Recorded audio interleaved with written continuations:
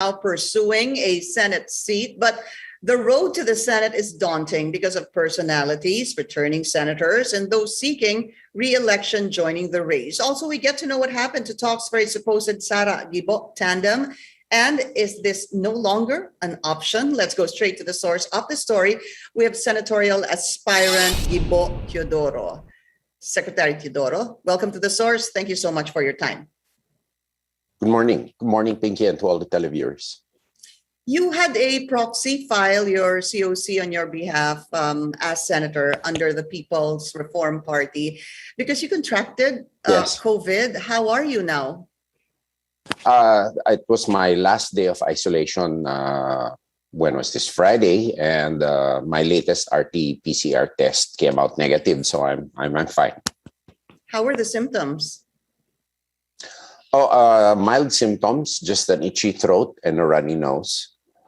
But I felt that it was enough to warrant an RT-PCR and came out positive. And I did the proper isolations in consultation with my pulmonologist too and doctor. Were you surprised considering you got a vaccination was in Davao last June, right? Yes, I was surprised actually, but having heard stories of my other friends and classmates who've had the breakthrough infections, never mind them being fully vaccinated, I was not surprised, and I was very thankful that it could have been worse had I not been vaccinated. So because of the vaccine, certainly you believe that the vaccine obviously worked and just basically really gave you mild symptoms. Yes, I fully believe so. Okay. So you're running, as I mentioned a while ago, as senator under the People's Reform Party. Can you tell us what happened? Yes. Well, since Mayor Duterte did not file her certificate of candidacy, and there was really, she really did not make any commitment to do so. Upon consultation with close advisors, friends, most especially the public through the Gibo.ph website and Facebook page, running for senator was their advice, and heeding their advice, that's what happened. When did you last speak to Mayor Sara Duterte, and was there ever a time that she personally told you that she would just run as mayor? No, there was no time that she personally told me that, and all the time that we talked, we were trying to shy away from the issue of elections. We talked about COVID recovery, economic opening, the complexities of running a major commercial area like Davao, and there was no talk about any elective position whatsoever, you know. So you just found out that she wasn't running as president, or that she would just run as mayor through the media and through the announcements made by the mayor on social media? Yeah, the several announcements, I believe, from the start, and from the first announcement when she said she wasn't interested, and the most telling statement is that she wanted to remain free and independent, a feeling which actually resonates with me too. In terms of being free from political shackles or whatnot, then I really believed in the statement. We understand, of course, that November 15 is still the end of the substitution process. Do you think, or are you hoping that Mayor Sara Duterte Carpio will change her mind? Right now, that's really a decision for her to make. Obviously, a lot of people are hoping. However, I have filed my COC for senator, and for me, I'm going to concentrate on that. Throughout my political career, I've been upholding a party, somebody else's agenda. This time, that's why I joined the political race, was to pursue a transformative agenda, which will take some time.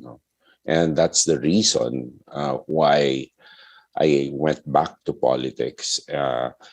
Post-pandemic, there's an agenda that we must transform the country. The past cannot be the future anymore, particularly with a fast-shaping world with disruptions and innovations happenings around the world. And that's why I decided to join again.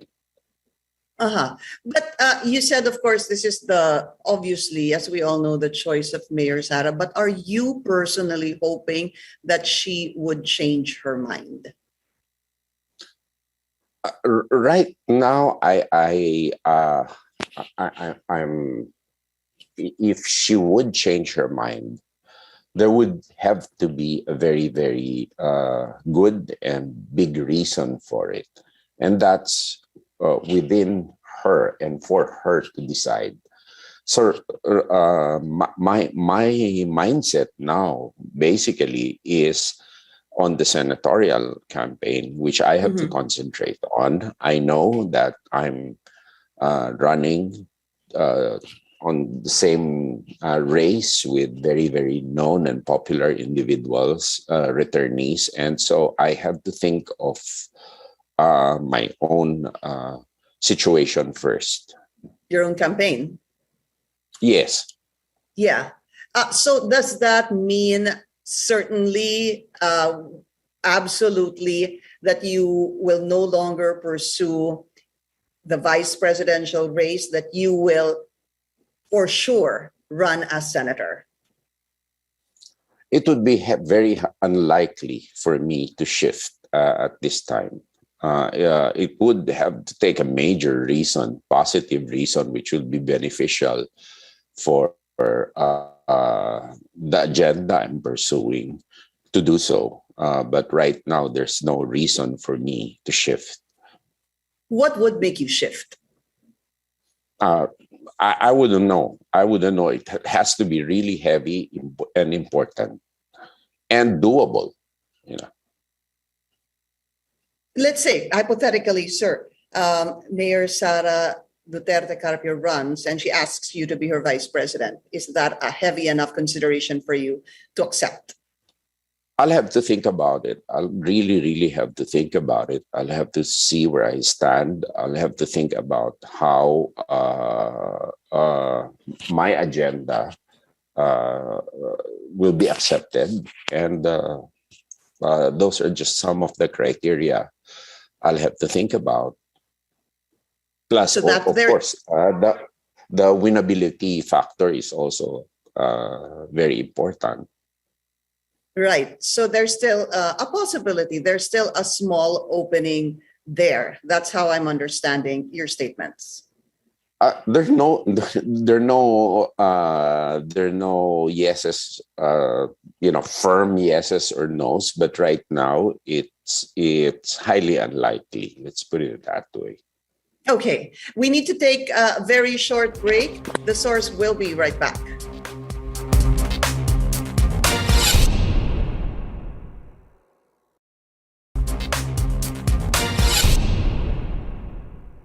You're watching The Source on CNN Philippines. I'm Pinky Webb. Our guest today, senatorial aspirant and former Defense Secretary Gibo Teodoro. Sir, so I understand, of course, your track of mind right now is obviously to pursue your senatorial bid. But I just want to ask, who are you inclined to support as president and vice president, given those who have filed their COC so far? I think it's the reverse. Whoever will support the agenda of Bagong Pilipinas para sa bagong henerasyon and cooperate with it. I think I joined the People's Reform Party so that I'm independent to pursue that agenda. And um, right now, I'm just concentrated on pursuing that agenda, building my base. And the question of who to support as president or not does not come into play because the party has not decided to support anyone yet. And running as senator, so far, who else is in your team? I think the PRP, I'm the lone candidate for So it. far, no? Yes. Yeah, because there's talk on presidential spokesperson Harry Roque. He said that his decision to run is something that he needs to still ask Mayor Sara Duterte and President Duterte as well. So far, it's you right now, part of the team. Yeah. It's something that you mentioned. You mentioned a while ago, no, sir, that there's a lot of personalities. Even I said that a while ago. Even re-electionists, returning senators, popular personalities vying for the Senate seat. How difficult do you think this election will be for you? It's admittedly going to be difficult given that I've been away from the political scene for quite some time. And you're going against popular names. And I know that really the personality counts for a lot in local politics. But hopefully this can be overcome by the networks and relationships I've developed throughout the years, particularly with local leaders and other politicians. And social media now has a very, very great impact, and hopefully that will level the playing field, so to speak, insofar as I'm concerned. You were talking about social media. I think it was back in February that you had changed your Facebook photo to a check. You added, I think, a check and changed it to green. And Yes. it somehow sparked the return, a political comeback for Gibo Teodoro. What happened back in February? Well, I think that's when the final decision within the family, my wife and our son talked about it. We agreed that it would be a go, that I tried to make it back to public service, given that perhaps this is the best time that somebody who's had both government and private sector experience could be helpful to the country. And that's when the check mark was put in. But what pushed you? What made you say that 2022, I'm going to make a political comeback? No, actually, it was a long process, and it was a process of the pandemic too. That for in any time that perhaps the country would need my services, or the country would have the option, should they wish, to avail of my services and expertise. Mm-hmm. And my family also talked to me about it, that it's the right thing to do at the right time, where there's no one person who probably has the monopoly of solutions, the monopoly of wherewithal, the monopoly of skills needed to run the country, but everybody should pitch in. And my family told me that, I mean, it's your duty to the country that you do so. And that decision was come up and came from there. But there were a lot of people also who were asking that since before, even before the pandemic, bumalik ka na, why don't you give it another go? But there was no compelling reason at that time. But after the pandemic, I think this is as compelling a reason as possible, as you can have, rather. Right. Because it was you were gone for, well, in the public eye, I'd say for about 11 years, maybe 10 to 11 years since the 2010 elections in the UBA. So I didn't see or hear much of you in the past years. And then it was a surprise, in fact, for a lot of people when you made your way to Davao City. And I remember even Secretary Andaya, Congressman Andaya, saying, this Mayor Sara Gibo is a done deal. What was so done about that back then? That's perhaps what he felt. He explained that's the vibe he felt, and he was really, really excited about the possibility. So he gave that statement, and he gave that statement in full faith and belief that it would have been a good thing for the country. However, such was not to be. And so he believed that. Did you believe that as well?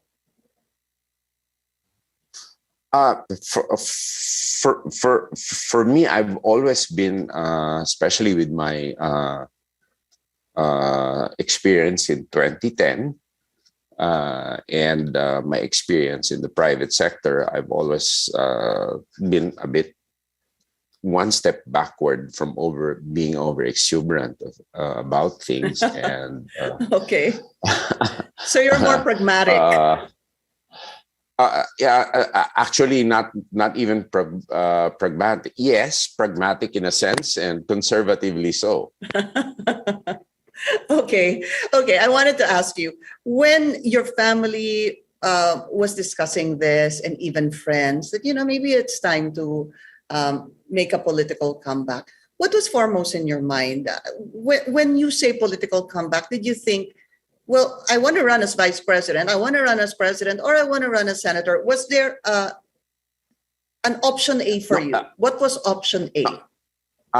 My experience in the private sector is that the majority of the experience in institutional private sector was as an independent director. Basically, as one who views you're part of the institution, but you're there to have a second look at things and view things on a macro perspective. And that's perhaps how a vice president can be really, really beneficial to an administration or to a president. And you can also give in positive inputs on an independent basis as you see things, and you can backstop. And so the vice presidential role would have really been perfect. Plus, I could go around the country advocating for and asking questions about what the young feel the future should look like for them. It would have been perfect, and but such is not to be as of this day. And so I'll still continue the movement. That is a commitment, and try to work within the legislature to shape, to introduce more efficiencies into the government, and try to make things easier for the private sector and for any citizen to deal with the government. So really, option A was to run as vice president, but because that didn't pan out, option B would have been to run for the Senate.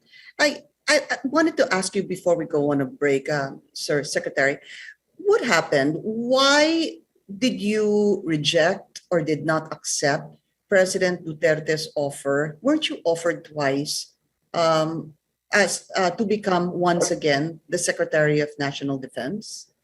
Well, at that time, I just had taken on two new assignments in the private sector. Secondly, I was busy with my family and with my mother too. I was in government for how many years, and we didn't want at that time to have disruption once again in our own family. Given my mother's alone, and basically there was no need, a compelling need to do so. Like Secretary Lorenzana is doing a good job right now.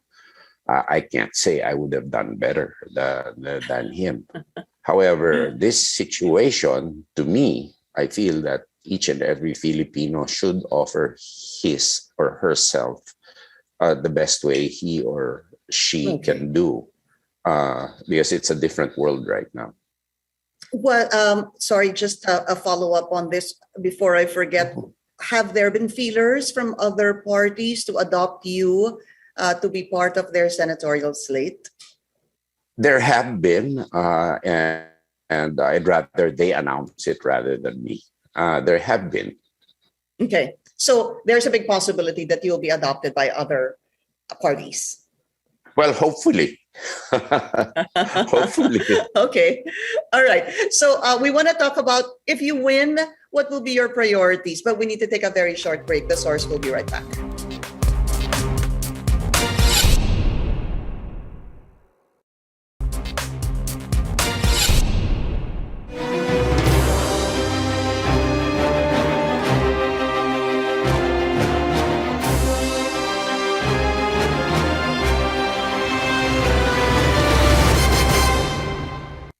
You're watching The Source on CNN Philippines. I'm Pinky Webb, up close and personal now with senatorial aspirant Gibo Teodoro. Okay, sir, just want to quickly get first your thoughts on the hearing at the Senate. They are about to release a partial report on the the budget that has been used for the government's COVID-19 response. Have you been following it? And if so, what are your thoughts? Well, I've been following it, and where there's smoke, there's fire, and it should be pursued by professional investigators in impartial way, and whoever has done something wrong should suffer for it, basically. But this should not also serve to stall the need to acquire vaccines as quickly as possible, because vaccinations are necessary and crucial in order for our economy to open. Secondly, it also opens eyes in what we need to do and the trust that the public needs to put in government for that. What other countries did and could not happen here was they invested in an emerging technology at source without even the surety that a workable vaccine would do. No, so they were at the head of the line in acquiring vaccines. We have to be able to get the trust of the public in order to do that. And we have to have the flexibility to do that. If not, we'll be at the end of the line always. And that goes to our interconnectivity. For example, our digital infrastructure and our digital architecture, which is really important. Off-the-shelf solutions will not do for us. And we have to invest at source. We have to have the capability to do that, both for commercial purposes and for national security purposes. What are, I guess, in summary, when we talk about the government's response, would you say you're satisfied, above average, below average? How has government done so far? You know what? With the kind of law that we have, and with the logistical nightmares that even private individuals face in this country, it wouldn't be surprising that the response would be that way. We need now, we realize rather, we have awakened to the need that the Philippines really needs an advancement in logistics, in infrastructure, in storage facilities, in building up the capabilities of our local governments. Not all local governments, but at least certain hubs that can serve weaker or less less advanced local government units, less developed rather, local government units to serve as hubs. And that would ease our problem a lot. And we need a lot of investments in that. And that's one of the things that I would be pushing for more infrastructure, for interconnectivity, both digital and physical infrastructure. Okay, we have the yes or no question. This is the part wherein you just answer yes or no without any explanation. I only have 1 minute left. I hope you don't mind, sir. So the first is, are you in favor of easier public access to the SALN of the President, Vice President, and members of Congress? Yes or no? I've always done it. So the access has been always easy for me. So yes. Do you support lifting foreign ownership limits in the Constitution? Yes, I do. Actually, yes, I do. Are you in favor of the reimposition of death penalty for drug-related crimes? No, not for the reason that just no, not because I oppose it, but because the judicial system probably might lack resources to guarantee a fair trial. Should a sitting president be allowed to run for vice president in the next election? Well, to me, ultimately, let's leave it to the people to decide. So, is that a yes whatever or no? legal, people will decide anyway. Okay. Are you in favor of resuming peace talks with communist rebels? No, actually, no. That's already been done. And lastly, should the country be more aggressive in protecting its maritime interests in the West Philippine Sea? It should be more aggressive, yes. But how aggressive it is varies, no? Because internationally, in international bodies, we can only do so much. Unfortunately, as the president said, the UN itself is one of the most undemocratic organizations because of the veto power of the permanent members of the Security Council. All right. Sir, we've run out of time, but I'd like to thank you for this opportunity to be able to speak to you. And of course, good luck to you. Good. Thank you so much. And thank you for the opportunity. Good morning and have a great week ahead. And thank you to Senatorial Aspirant Vibo Teodoro. Thank you for joining us here on The Source. I'm Pinky Webb. You're watching CNN Philippines.